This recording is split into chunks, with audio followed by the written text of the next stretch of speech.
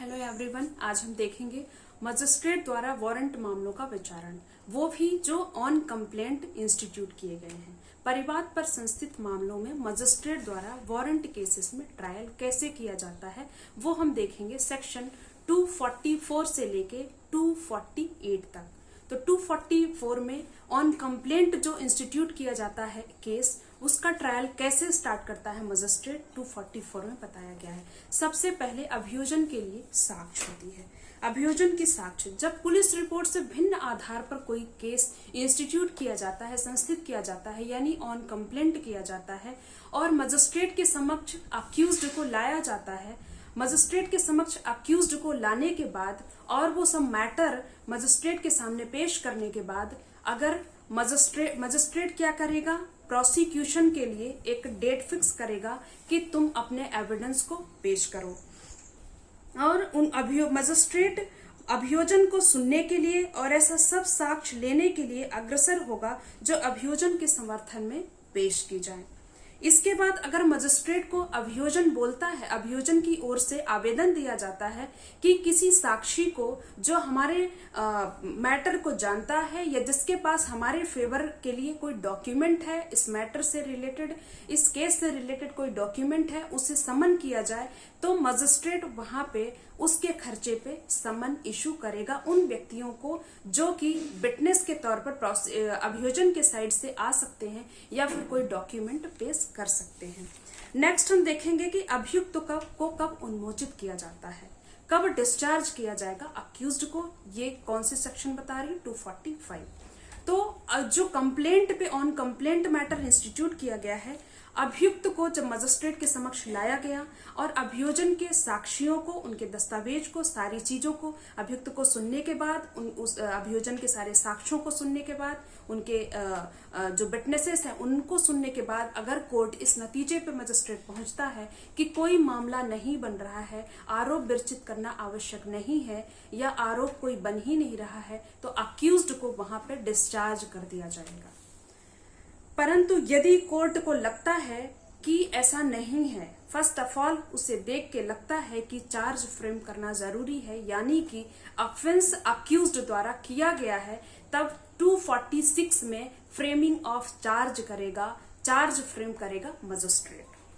यदि ऐसा साक्ष्य ले लिए जाने पर या मामले के किसी पूर्वतन प्रकरण में मजिस्ट्रेट की राय है कि ऐसी उपधारणा करने का आधार है कि इस अध्याय के अधीन विचारणीय ऐसा अपराध किया गया है जिसका विचारण करने के लिए मजिस्ट्रेट सक्षम है और जो उसकी राय में उसके द्वारा पर्याप्त रूप से दंडित किया जा सकता है, तो वह अभियुक्त के विरुद्ध आरोप लिखित रूप से विरचित कर सकेगा, चार्ज फ्रेम कर सकेगा रिटन में।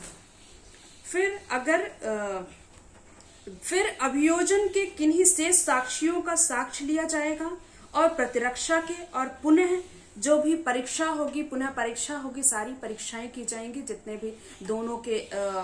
एविडेंसेस लिए जाएंगे, प्रोसिक्यूशन जो भी अभियोजन है, अभियोजन का कोई डॉक्यूमेंट, उसके साक्षियों को बुलाया जाएगा, उनके साक्षियों जिनकी परीक्षा हो चुकी है री एग्जामिनेशन किया जाएगा, नए साक्षियों को समन किया जा सकता है, बुलाया जा सकता है। इन सारी चीजों को, उनकी प्रतिरक्षा सबको सुनने के बाद फिर एक राइट होता है, 313 का राइट दिया जाता है और 313 है मुलजिम बयान। जो मुजरिम है, जो अक्यूज्ड है, उसका बयान लिया जाता है 313 सीआरपीसी की सेक्शन में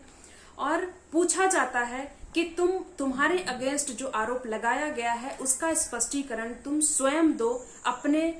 बाकी विटनेसेस को पेश करने के पहले। तो अपने विटनेसेस को पेश करने के पहले जो डिफेंस मींस की जो अक्यूज्ड है अपना डिफेंस स्वयं आके कोर्ट में ले सकता है और एक्सप्लेनेशन दे सकता है कि हमने ये ऑफेंस किया या नहीं किया, जो भी उस पे आरोप लगाए गए हैं निराधार है या कोई आधार है, इन सारी चीजों का स्पष्टीकरण स्वयं वो दे सकता है 313 के तहत। इसके बाद 313 का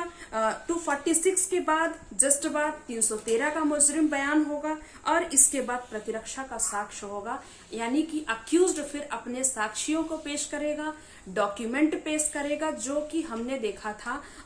पुलिस रिपोर्ट पर संस्थित मामले में 243 में कि कैसे कैसे डिफेंस ले सकता है अक्यूज्ड। अपना डिफेंस, अपने साक्षियों को, अपने डॉक्यूमेंट्स, उससे रिलेटेड जो भी चीजें, जो भी थिंग्स होंगी, चीजें होंगी, सबको पेश करेगा और इसके बाद अगर कोर्ट को दोनों के बीच, और इसके बाद आर्ग्यूमेंट होता है 314 का 314 का आर्ग्यूमेंट होगा। आर्ग्यूमेंट में दोनों पक्षकारों की बातें जो होंगी वो रखी जाएंगी। इसके बाद कोर्ट फाइनल जो कंक्लूजन पे पहुंचेगा 248 में या तो एक्विटल कर लेगा या तो कन्विक्शन दे देगा।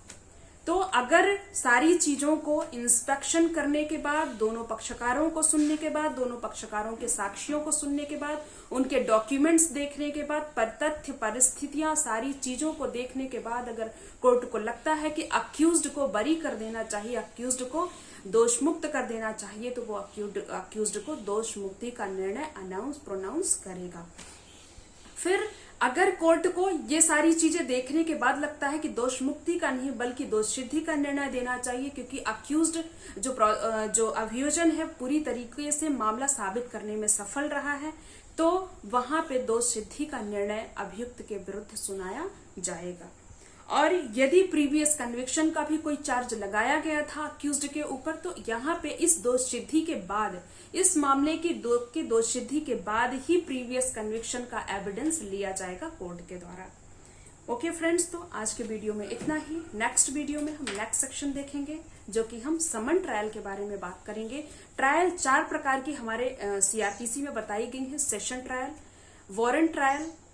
सेशन ट्रायल हो गया, वारंट ट्रायल हो गया, समन ट्रायल हो गया, एंड लास्ट में समरी ट्रायल है। तो हमने पहला देख लिया है सेशन ट्रायल, दूसरा देख लिया हमने वारंट ट्रायल, नेक्स्ट हम जो थर्ड है वो देखेंगे समन ट्रायल, इसके बाद समरी ट्रायल देखेंगे। तो अगर मेरा वीडियो आपको पसंद आया तो लाइक, शेयर एंड सब्सक्राइब करना ना भूलें।